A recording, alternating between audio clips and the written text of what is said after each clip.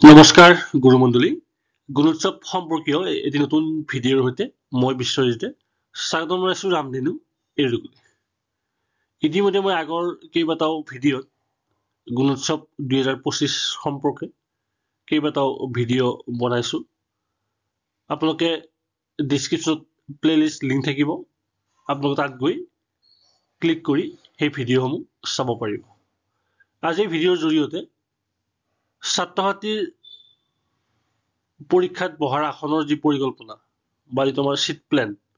এই sheet plan সম্বন্ধে আপোনালোকক বিশদভাৱে ক'বৰ কাৰণে চেষ্টা কৰিছো আহকচোন ভিডিঅ'টো আৰম্ভ কৰো শীট প্ল্যান বা আসনৰ পৰিকল্পনা বিগত 2024 চনৰ গুণোৎসৱতো এই শীট প্ল্যান আৰম্ভ কৰা হৈছিল আৰু এইবেলিও এই শীট প্ল্যানটোৰ ওপৰত বিশেষভাৱে গুৰুত্ব প্ৰদান কৰা হৈছে শীট প্ল্যান বা আসন পৰিকল্পনা কৰাৰ মূল লক্ষ্যটো হ'ল ছাত্ৰ-ছাত্ৰীসকলে এটা শ্ৰেণীৰ ছাত্ৰ-ছাত্ৰীসকলে একেলগে বহি গুণোৎসৱত অৱতীৰ্ণ হ'ব নোৱাৰে ইয়াৰ কাৰণে আপোনালোকে প্ৰতিটো শ্ৰেণীৰে এজনকৈ ছাত্ৰ-ছাত্ৰীক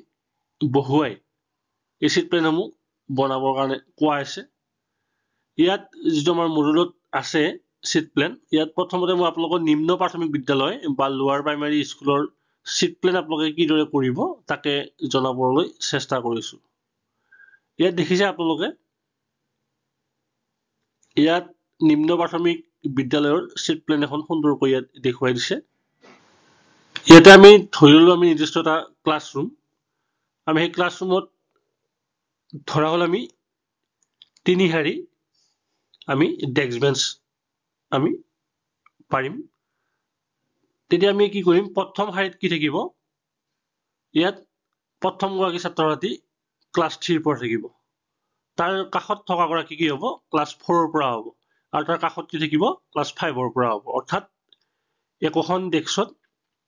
তিনি গৰাকী গৈ শিক্ষাৰ্থী থাকিব য'ত 3 4 5 এনেকা আপোনালোকে শীট প্ল্যান বনাব লাগিব নেক্সট যেটো আমাৰ সেকেন্ড ৰো আহিব দ্বিতীয় শাৰী তাৰ আপোনালোকে কি কৰিব তৃতীয় শ্ৰেণীৰ যিগৰাকী ছাত্ৰ-ছাত্ৰী প্ৰথম শাৰীত আছিল তেওঁৰ ঠিক অপোজিট ফালে পিছফালে আমি কি কৰিব লাগিব পঞ্চম শ্ৰেণীৰ ছাত্ৰীগৰাকী বা ছাত্ৰগৰাকী দিব লাগিব এই ধৰণে তেওঁৰ কাষত তৃতীয় শ্ৰেণী তাৰ পিছত চতুৰ্থ শ্ৰেণী আকৌ তৃতীয় শাৰীত কি দিছে প্ৰথমতে তৃতীয় শ্ৰেণী চতুৰ্থ শ্ৰেণী তাৰপিছত পঞ্চম শ্ৰেণী এই ধৰণে আপোনালোকে যদি ইফালে আপোনালোকৰ যিখন ডেস্ক থাকিব তাত ক্লাছ 3 ক্লাছ 5 ক্লাছ 3 আকৌ কি দিছে দ্বিতীয় শাৰীৰে সেকেন্ড বেঞ্চখনৰ কথা কোৱা হৈছে ইয়াত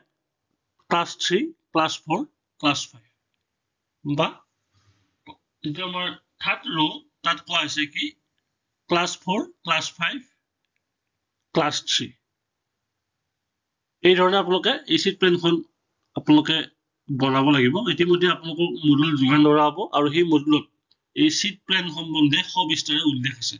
আপোনালোক তাত চাই এই শীট প্ল্যানসমূহ আপোনালোকে গুণোৎসৱ অনুষ্ঠিত হোৱাৰ এসপ্তাহ মান আগতে আপোনালোকে এই শীট প্ল্যানটো বনাই সেই মতে ছাত্ৰ-ছাত্ৰীসকলক সাজু কৰি ৰাখিব এই শীট প্ল্যানটো এটা কথা লক্ষ্য ৰাখিব যাতে একেলগে দুটা ক্লাছৰ এটা ক্লাছৰ ল'ৰা-ছোৱালী দুজন একেলগে যাতে বহিব নোৱাৰে এতিয়াই আহিছো আমি আপাৰ প্ৰাইমাৰী বা উচ্চ প্ৰাথমিক বিদ্যালয়ৰ ক্ষেত্ৰত আমি কিদৰে আসন আমি সজ্জিত কৰিম ইয়াত কয় যে প্ৰথম শাৰীত কি দিছে যে ক্লাছ 6 তাৰ 7 তাৰপিছত 8 ফাৰ্ষ্ট বেঞ্চ এই প্ৰথম শাৰীতেই যেটো আমাৰ সেকেন্ড বেঞ্চখন থাকিব তাত প্ৰথমে ক্লাছ 7 তাৰপিছত ক্লাছ 6 তাৰপিছত ক্লাছ 5 গতিকে এই ধৰণে আপোনালোকে ঠিক একে ধৰণে দ্বিতীয় শাৰীত 8 6 7 দিয়া হৈছে তাৰ অপোজিট বেঞ্চখনত কি দিয়া হৈছে 6 8 7 তৃতীয় শাৰীত কি দিয়া হৈছে প্ৰথম বেঞ্চখনত 6 7 আৰু 8 ক্লাছ তাৰ অপোজিট ডেস্কখনত দিয়া হৈছে সপ্তম ষষ্ঠ আৰু অষ্টম শ্ৰেণী ঠিক একে ধৰণে ইয়াত কৰা হৈছে ইয়াতো প্ৰতিখন বেঞ্চতে ছাত্ৰ-ছাত্ৰীসকলক সুকীয়া সুকীয়া ক্লাছৰ পৰা আনি লোকক আসন দিয়া হৈছে ঠিক একেদৰে নিম্ন বুনিয়াদী মধ্য বুনিয়াদী বা মাধ্যমিক বিদ্যালয় আদি সকলোৰে ক্ষেত্ৰত ঠিক একেধৰণে আপোনালোকে এই ধৰণে চিট প্লেনটো আপোনালোকে বনাব লাগিব আপোনালোকে নৱম শ্ৰেণীৰ ক্ষেত্ৰত অৰ্থাৎ মাধ্যমিক বিদ্যালয় নৱম শ্ৰেণীৰ ক্ষেত্ৰত আপোনালোকে ইয়াত যিটো নৱম শ্ৰেণীৰ অকল নৱম শ্ৰেণীৰ গুণোৎসৱ অনুষ্ঠিত হ'ব গতিকে এই ক্ষেত্ৰত কি হ'ব তাত বেলেগ শ্ৰেণীৰ ছাত্ৰ ছাত্ৰী তাত বহিব লগা প্ৰয়োজন নাই তাত অকল ক্লাছ 9ৰে দুগৰাকী ছাত্ৰ ছাত্ৰীক একোখন বেঞ্চত বহাব লাগিব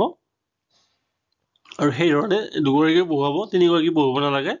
এনেকৈ বহুৱাই আপোনালোকে নৱম শ্ৰেণীৰ ছাত্ৰ ছাত্ৰীসকলৰ চিট প্লেনটো বনাব লাগিব গতিকে এইখিনি আছিল চিট প্লেন বা আসন পৰিকল্পনাৰ বিষয়ত এই ভিডিঅ' আশা ৰাখিছোঁ আপোনালোকে এই ভিডিঅ'টো চোৱাৰ পিছত আপোনালোকে খুব সহজতে গুণোৎসৱত চিট প্লেনটো আপোনালোকে বনাব পাৰিব আৰু এনেকুৱা ধৰণৰ ইনফৰ্মেটিভ গুণোৎসৱ সম্পৰ্কীয় ভিডিঅ' পাবৰ কাৰণে আপোনালোকে চাই থাকিব ৰামধেনু এডুটেক ধন্যবাদ